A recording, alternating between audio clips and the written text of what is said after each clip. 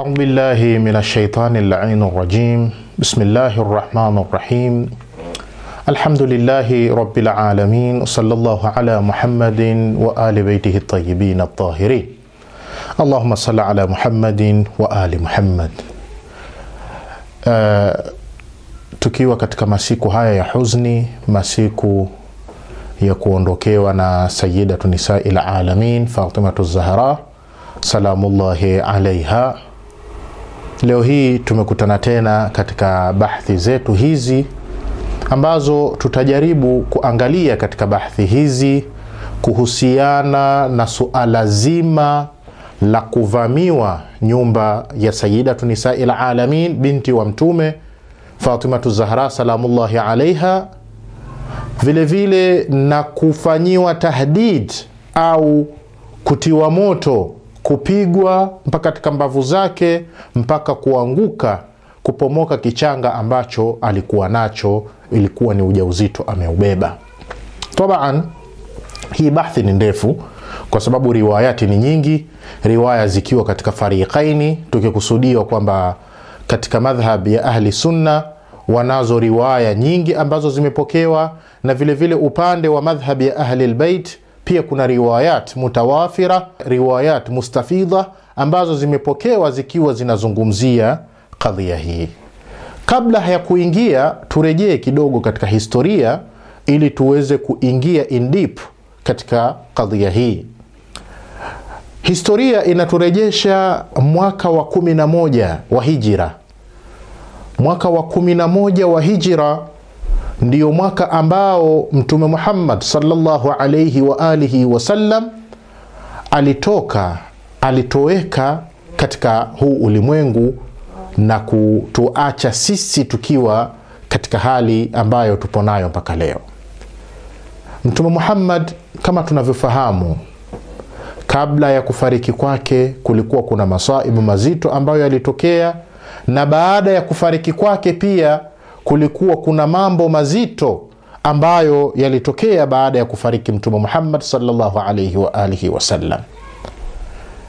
Jambo moja tu, taban sitotaka kuingia kwa sana tu, lakini jambo moja ambalo litahusiana na mada yetu hii ambayo tuko nayo ni kile kitendo ambacho baada ya kufariki Mtume Muhammad sallallahu alayhi wa alihi wasallam, khalifa wa pili, aliyekuwa khalifa wa pili Umar ibn al-Khattab, yeye alichukua upanga. Alivyochukua upanga, khalifa wa pili akawaambia watu kwamba mtume hajafariki. Mtume hajafariki, bali roho yake imefanyaje? Imechukuliwa. Roho yake mtume amepaa mbinguni, irtafa ila sama, kwamba mtume la hakufariki, isipokuwa mtume ameinuliwa, amepelekwa, yuko mbinguni, ameenda mbinguni. Kwa hiyo hakuna ruhusa ya mtu yoyote kuinua mdomo wake na kusema na kutangaza kwamba Mtume Muhammad amefariki. Lengo lilikuwa ni lipi? Tabaan kila mmoja anazungumza yake. Kama baadhi ya mashekhe sasa hivi tulivyowasikia wanasema kwamba Umar alichanganyikiwa.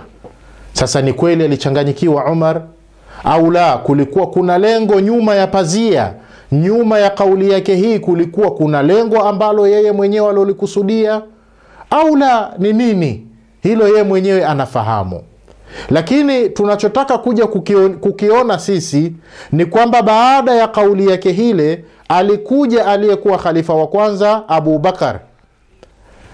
Khalifa Abu Bakar alivyokuja akamwambia kwamba Umar, unachokifanya sio sahihi, bali Mtume Muhammad amefariki na watu wanapaswa kufahamu kwamba Mtume Muhammad amefanyaje? Amefariki.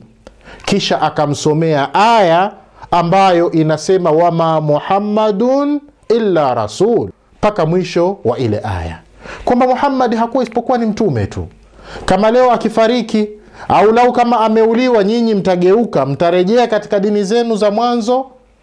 Mwisho Umar anasema kama vile mimi hii aya nilikuwa sijaisoma.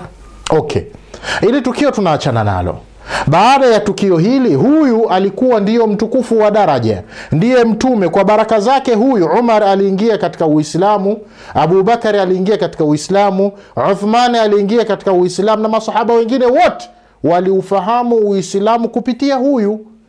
Leo hii baada ya kufariki Mtume Muhammad sallallahu alayhi wa alihi wasallam, wakaacha mwili wake na wao wakaenda Saqifa kwa ajili ya kuchaguana ni nani yuwafaa kuwa kiongozi baada ya Mtume Muhammad sallallahu alayhi wa alihi wasallam. Kama zilivyokuja katika vitabu vya tarikh, wengine wakisema mwili wake ulikaa siku moja, wengine siku 2, wengine siku 3 bila ya kuzikwa. Watu wakiwa wanashughulika watu wakiwa Saqifa wanashughulika ni nani awe kiongozi baada ya Mtume Muhammad sallallahu alayhi wa alihi wasallam.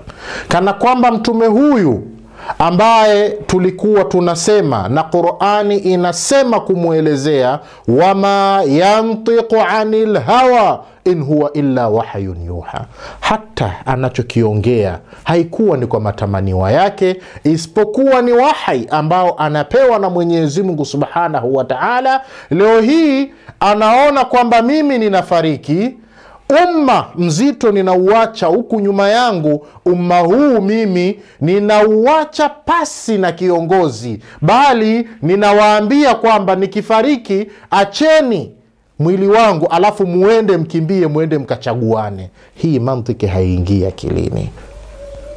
Huyu mtume ambaye Qur'ani inamsifu na inasema kwamba tabia yake, tunaporejea katika riwaya kwamba khuluquhul Qur'an, tabia yake, mwenendo wake ulikuwa ni wa Qur'ani, Mtume Muhammad sallallahu alayhi wa alihi.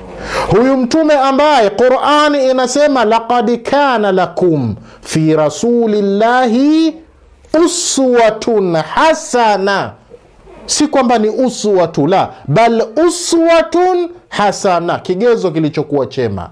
Kwamba huyu mtume leo hii anauacha huu umma ambao yeye mwenyewe aliusifu na kusema kuntum khaira ummatin ukhrijat linnas.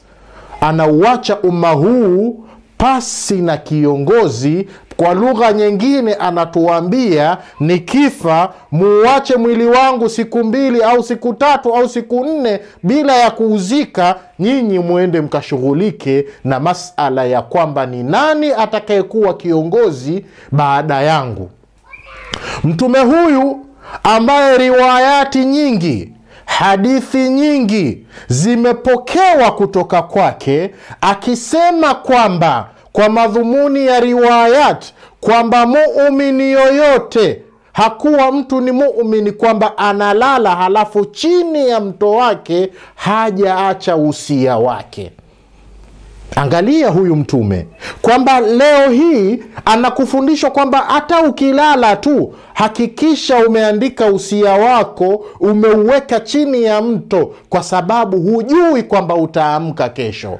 Mtume huyu alifariki, hakutuachia sisi kiongozi ambaye atakayetuongoza baada yake, bali alituambia nikifariki uwekeni mwili wangu pale siku 2, siku 3, siku 4, mkimbilie Saqifa. Kwa ajili ya nini? Kwa ajili ya kuchagua ni nani atakayekuwa kiongozi. La haula wala quwwata. Mtume huyu ambaye riwayat zinasema kwamba baada ya kuwa amelala khalifa wa 4 Ali ibn Abi Talib karramallahu ta'ala wajhahu sharif, anamsikiliza, anainamisha masikio yake katika mdomo wake, anamsikia mtume akiwa katika sakarati al-maut akisema ummati ummati ummati, na usikitikia umma wangu. Lakini umma huu leo hii kwamba eti mtume huyu aliuacha huu umma bila ya nani? Ya kiongozi. Tabani ni mantiki, ni kitu ambacho hata ukijaribu kukitasawar hakiingii akilini. Kwa hiyo hii kuanzia hapa mgogoro ukaanza kwa Waislamu. kwamba ni nani atakayekuwa kiongozi baada ya Mtume Muhammad. Wanaenda Saqifa. Walivyofika kule Saqifa, Umar anamchagua Abu Bakar kwamba wewe ndiyo uwe ni kiongozi baada ya Mtume Muhammad sallallahu alayhi wa alihi. Taban tafsilati ni nyingi katika kadhia ya Saqifa, hatutoweza kuielezea kwa kina kwa sababu si sehemu yake. Sasa hili linakuwa ndiyo kama chimbuko, ndicho kama chanzo kilichoegemezwa na kadhia nzima ya kufanyiwa tahdid, ya kutishiwa Fatimatu Zahra binti wa Mtume Muhammad sallallahu alayhi wa alihi wasallam, kwamba wewe nyumba yako tutaitia moto. Bali katika riwayati nyingine kwamba ilitiwa moto. Chanzo kikubwa ndiyo tunakipata hichi, kwa sababu baada ya kuchaguliwa Abu Bakar kuwa kama khalifa wa kwanza, kuna baadhi ya watu ambao hawakukubaliana na huo uteuzi. Tutaona mbele hao watu kwa majina yao ya kina na kuwafahamu ni wakina nani. Lakini mmoja ya watu hao ni Ali ibn Abi Talib salawatullahi wasalamuhu alayhi. Yeye hakukubaliana na uamuzi huo, na kwamba hakuwa ni mwenye kuamini kwamba Abu Bakar ni kiongozi au ni khalifa baada ya Mtume Muhammad sallallahu alayhi wa alihi wasallam. Insha Allah katika kipengele kinachofuata tutaangalia vizuri na kwa tafsil mambo yaliyotokea mpaka kufikia katika hii kadhia ya kuvamiwa nyumba ya binti wa Mtume Muhammad sallallahu alayhi wa alihi wasallam. Na je, chanzo ilikuwa ni bai'a? Ni kwa sababu yani Ali ibn Abi Talib hakutoa bai'a kwa Abu Bakar, au kulikuwa kuna chanzo kingine? Na vile vile kuna nukta muhimu ningependa kuiashiria. Watukufu wa Islamu, tunapozungumza haya mambo hatuna lengo la kumfanyia ihana khalifa yoyote. Hatuna lengo hilo. Hatuna lengo la kujaribu kushusha hadhi ya kiongozi yeyote, la. Bali tunachokiongea kipo ndani ya vitabu, kiliandikwa kwenye vitabu, na mpaka sasa hivi kinafundishwa katika vitabu.